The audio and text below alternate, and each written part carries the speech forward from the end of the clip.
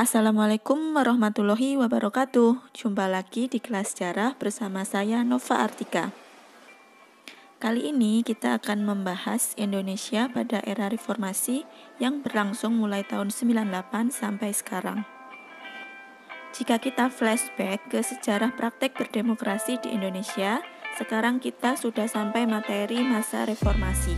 Dan sejak tahun 2004, presiden dan wakilnya dipilih langsung oleh rakyat melalui pemilu. Oke, simak terus pembahasannya di video berikut.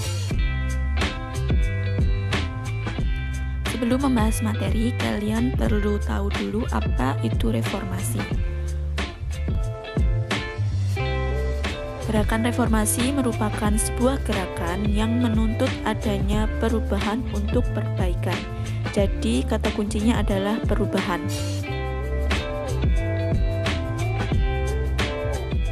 Adanya krisis ekonomi seperti inflasi yang tinggi, politik, hukum, dan kepercayaan seperti banyaknya KKN yang mulai melanda Indonesia pada masa Orde Baru yang melatar belakangi terjadinya peristiwa reformasi. Terbunuhnya 4 mahasiswa Trisakti, penjarahan massal, hingga pendudukan gedung MPR DPR oleh mahasiswa menyebabkan Presiden Soeharto akhirnya meletakkan jabatannya dan digantikan oleh wakilnya yaitu B.J. Habibie. Pada materi sebelumnya sudah saya bahas ada 6 agenda reformasi, yaitu apa saja seperti yang tercantum pada video berikut.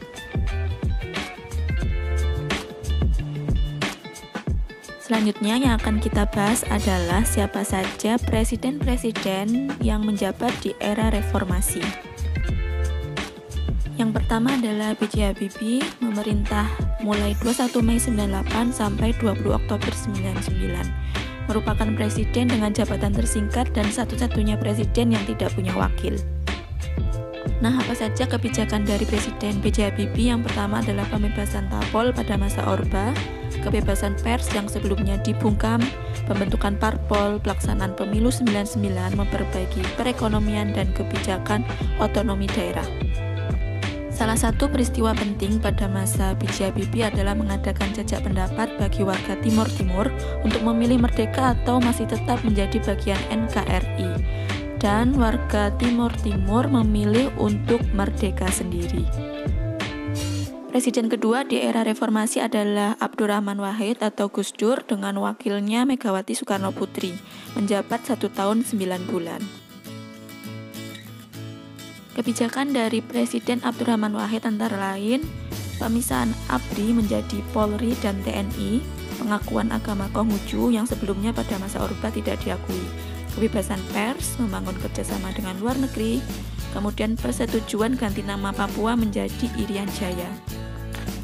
Salah satu peristiwa penting yang terjadi adalah memberlakukan Dekret Presiden 23 Juli 2001. Gus Dur merupakan presiden kedua yang melakukan dekret setelah Presiden Soekarno pada 5 Juli 59. Dekret Presiden Abdurrahman Wahid ditentang oleh MPR dan adanya dekret tersebut membuat Presiden Abdurrahman Wahid justru dilengsarkan dari jabatannya oleh MPR dan digantikan oleh Megawati Soekarno Putri yang merupakan wakilnya.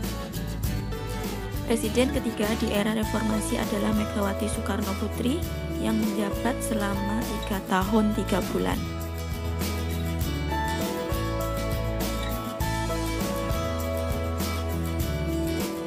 Nah, apa saja kebijakan dari Presiden Megawati Soekarno Putri? Yaitu yang pertama membentuk Kabinet Gotong Royong, yang kedua membentuk Komisi Pemberantasan Korupsi atau KPK, privatisasi BUMN, penundaan pembayaran utang, dan otonomi khusus Aceh dan Papua.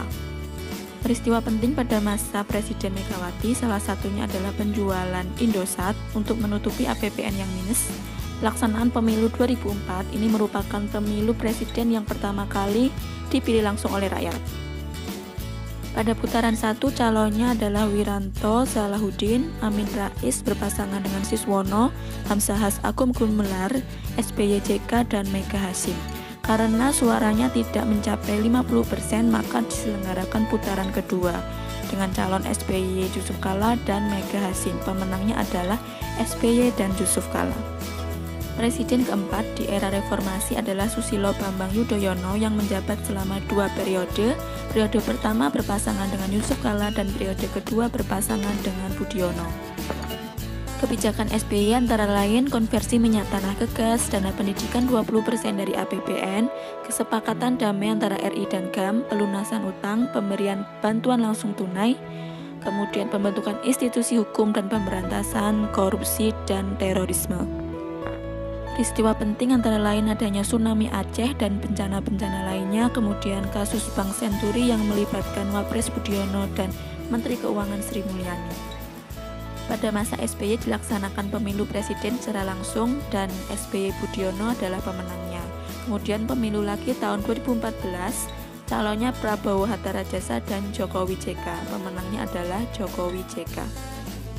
Presiden kelima di era reformasi adalah Joko Widodo yang sudah menjabat selama 2 periode. Periode pertama wakilnya adalah Yusuf Kala dan periode kedua wakilnya adalah Ma'ruf Amin. Nama kabinetnya adalah Kabinet Kerja dan Kabinet Indonesia Maju. Kemudian program kartu-kartu, menghapus subsidi BBM, taks amnesti, pembangunan infrastruktur, mengajak investor dunia untuk menanamkan modal di Indonesia, menenggelamkan kapal asing, dan mengambil alih 51% saham Freeport. Peristiwa penting era Presiden Jokowi seperti tercantum di bawah ini, kalian bisa mencari lagi yang lainnya karena sampai sekarang Presiden Jokowi masih menjabat. Tentunya banyak peristiwa penting lainnya yang terjadi selain pandemi COVID-19. Nah, inilah daftar Presiden Indonesia, jangan sampai terbalik urutannya. Nah, sekian penjelasan singkat dari saya Indonesia pada era reformasi.